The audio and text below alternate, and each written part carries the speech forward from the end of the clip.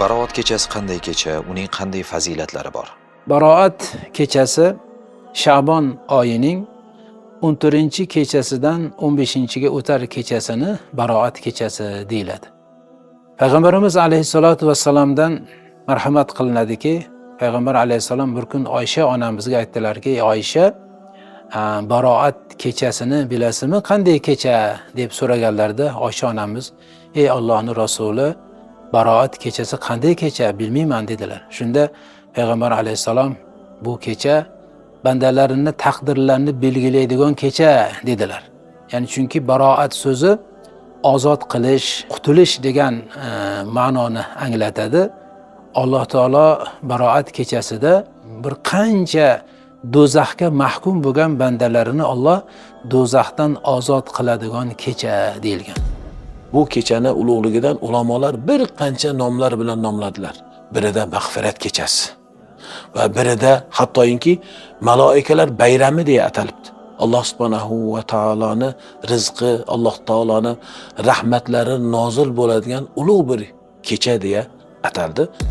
Bu shunaqa ulug' kechaki, Hazrat Rasululloh sallallohu alayhi vasallam nainki kunduz kuni, hatto biz ummat uchun kechasi uyqularni buzib turib duo qilganlar. Oysha roziyallohu taolo onamizdan rivoyat qilingan hadisda aytiladiki, Oysha ona meni galim edi, meni kunim edi, tursam Rasululloh yonimda yo'g'ilar. Men qo'rqib o'rnimdan turib Rasulullohni qidirdim. Borsam Rasululloh uylari bilamiz, hozirgi kunda ham Baqiy qabristoni yonida bo'lganlar.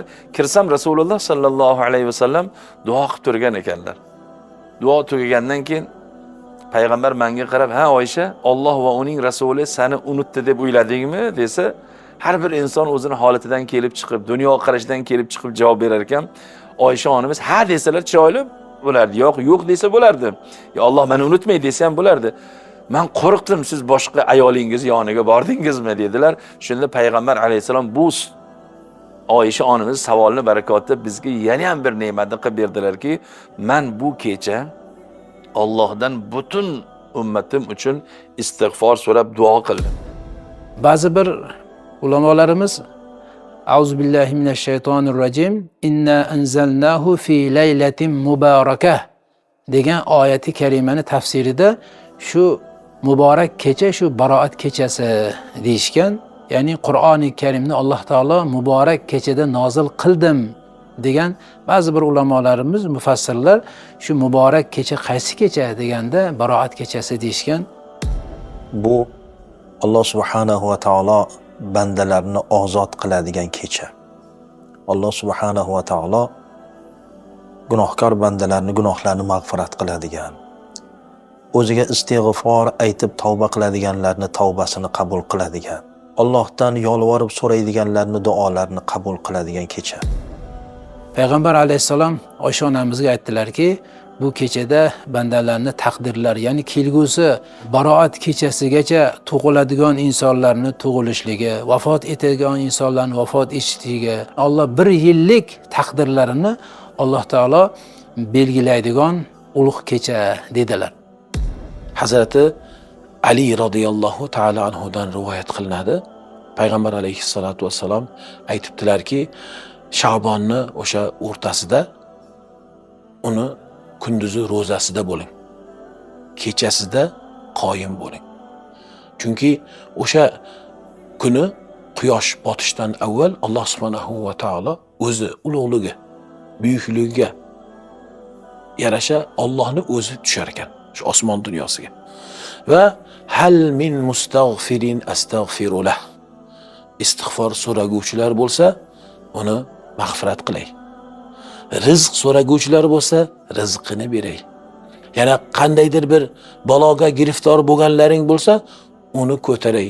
Kaza va kaza va kaza deya va boshqa Alloh subhanahu va taolo bandalarini muhtojligini bilgan zot, kimni ana u hojati bor, kimni mana u hojati bor deya Alloh o'zi bandalariga nido qilar ekan. Demak, buni bilgan bir mu'min o'sha kechani g'animat bilib, Alloh subhanahu va taoloni o'zi nozil bo'ladigan kecha deya, Robbimga qurbatim oshadigan bir kecha deya illo yolvorib o'sha kechada qoyim bo'lar ekan, inshaalloh har birini qilgan duo iltijolari, so'ragan har talablari ijobat bo'lay. Ammo afsuslar bo'lsinki, ana shunday baroat kechasigacha isloh bo'lmagan ba'zi toifa insonlarni Alloh kechirmas ekan dedilar. Bu bugun biz uchun qandoq og'ir so'z. Birinchisi, mushrik holatda Alloh saqlasin, iymon keltirmagan odamga qiyin bo'lar ekan. Ikkinchisi, astag'firulloh, payg'ambar alayhisolatu vassalom husumatchi ummatlarni ko'z oldiga keltiring. Sabab nimaga? Shuni payg'ambar alayhisalom 3 marta duo qilganlarda, boshqa bir hadisda ham keladi. 12 kechasi, 13 kechasi, 14 kechasi chiqqanda oxir payg'ambar alayhisolatu vassalomga Alloh barakotini, rahmatini nozil qilib, hamma ummatingizni kechirdim. Illo ro'zagacha 15 kun qolganda o'zini isloh qilmagan mana shu insonlarni Alloh kechirmaydi. Shuni boshida birodarlar kim turadi deng? Husumatchi. 3 kundan oshiq birov bilan arazlashgan insonni Alloh shunday rahmati nozil bo'lgan kechada kechirilmas ekan. Albatta husumatlashganlar bilan uzoqda bo'lsa telefon orqali, xat orqali, yaqin bo'lsa borib, birodar muborak bo'lsin. Mana baroat kechasiga ham yetib keldik. Baroat keldik degani bu Ramazonga 15 kun qoldi yo 14 kun qoldi degani, men Alloh uchun rozi bo'lim deb orani ochib qo'yish kerak. Undan keyingisi Alloh saqlasin, zinokorni Alloh kechirmas ekan. Uchinchisi, afsuslar bo'lsinki, siyli rahmni uzganlarni Alloh kechirmas ekan. Undan da battar toifa bor, Alloh saqlasin. Ota-ona o'rtasida muomala uzilgan bo'lsa, baroat kechasigacha otasidan, onasidan kechirim so'ramasa, ota-onasini rozi qilmasa, yo ularga oqipadar bo'lgan bo'lsa, na'uzan billah, shuncha kechiradigan odamlar qatorida oqipadariga o'rin yo'q ekan, Alloh saqlasin. Alloh subhanahu va taolo bandalariga lutflar qilib turadi. Ana shu lutflardan biri shu baroat kechasida bo'ladi. Alloh subhanahu va taolo bandalarni yaxshi ko'rgandan shunday qiladi. Banda xatodan xoli emas. Ana shunday kechada albatta qo'limizdan kelganicha bu kechada poklanib olishga harakat qiling. Payg'ambar alayhisalom kimki 5 kechani bedor o'tqizsa, Alloh unga jannatni vojib qiladi. Shuning uchun ulamolarimiz baroat kechasini bedor bo'lib o'tkazib, kunduzlari roza tutishlik juda katta bir savob, eng ulug' amallardan hisoblanadi deb marhamat qilishgan.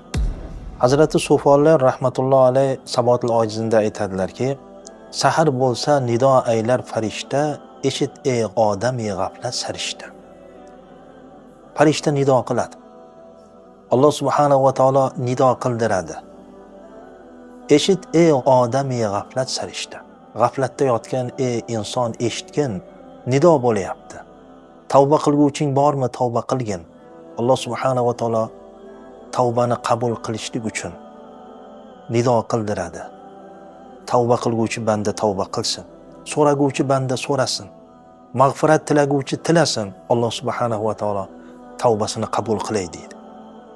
So'raganni beray deydi. Alloh subhanahu va taolo mag'firat so'raganni gunohini mag'firat qilay deydi. Lekin o'zimiz g'aflatdamiz. O'sha uchun tunlarni g'aflat bilmaylik.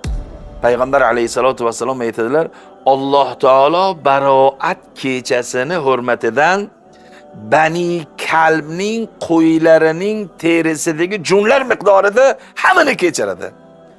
Bu hadisi sharhida keltirdilarki, o'sha paytdagi Bani Kalbni qo'ylari hamma qavmdan ko'p bo'lgan ekan. Birov sonni bilmas ekan. Endi ko'z oldiga keltiring.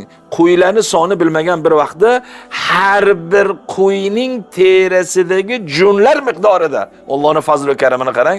U degini behisob odamlarni Alloh kechirdi. Egamning mag'firat daryosidir jo'sh, ajabdir bandasidan g'aflat og'ush.